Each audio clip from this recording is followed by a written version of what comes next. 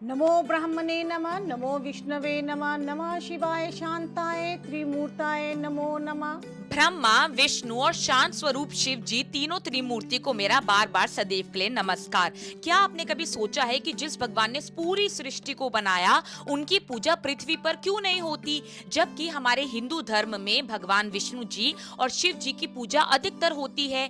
एक बार विष्णु जी और ब्रह्मा जी में विवाद हो गया कि कौन सबसे ज्यादा श्रेष्ठ है। ब्रह्मा जी कहने लगे कि वो सृष्टि के रचयिता हैं इसलिए वे श्रेष्ठ हैं, जबकि विष्णु जी कहने लगे कि वे जग के पालन करता है इसलिए वे श्रेष्ठ हैं। तभी एक अनंत ज्योति स्तंभ प्रकट हुए जो थे शिवा। दोनों को कहा गया कि इसका आदि और अंत खोजो। विष्णु जी नीचे जाएंगे इसका आदि ढूंढने के लिए और ब्रह्मा जी ऊपर जाएंगे इसका शिखर ढूंढने के लिए। हजारों वर्ष बीत गए, विष्णु जी थक गए, लेकिन उन्होंने सच स्वीकार किया कि उन्हें इसका अंत नहीं मिला। लेकिन ब्रह्मा जी को भी अंत नहीं मिला, पर उन्होंने केतकी के फूल को साक्षी बनाया और झूठ बोला कि मैंने शिखर देख लिया है।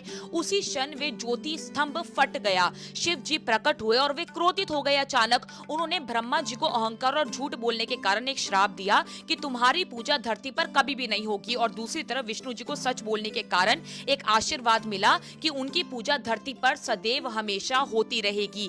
हमें इस कहानी से यही संदेश मिलता है सदैव के लिए कि सत्य से बड़ा कुछ भी नहीं। अहंकार छोड़ो और झूठ कभी भी मत बोलोगी में जो सच्चे मन से ईश्वर के आगे नतमस्तक होता है वही सदैव के लिए हमेशा विजय होता है। शक्ति से नहीं, सत्य और विनम्रता से ही एक इंसान महान बनता है।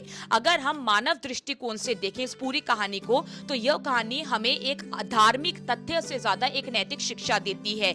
इसमें भगवानों के माध्यम से मनुष्य के गुण और दोष दिखाए गए हैं, जैसे अहंकार, सत्य, विनम्रता और ईमानदारी। ब्रह्मा का झूठ बोलना अहंकार और गलत व्यवहार को दर्शाता है हम सभी लोगों को, जबकि विष्णु जी का सच स्वीकार करना विनम्रता और सत्य निष्ठा का प्रतीक है। शिव जी का अनंत ज्योति रूप यह बताता है कि परम सत्य या परम शक्ति को पूरी तरह समझ पाना मनुष्य की क्षमता से बाहर है सदैव। इस कहानी का मुख्य संदेश यही है कि शक्ति या पद से बड़ा सत्य होता है, और जो व्यक्ति विनम्र और सत्यवादी रहता है सदैव जिंदगी में, वही वास्तव में श्रेष्ठ माना जाता है।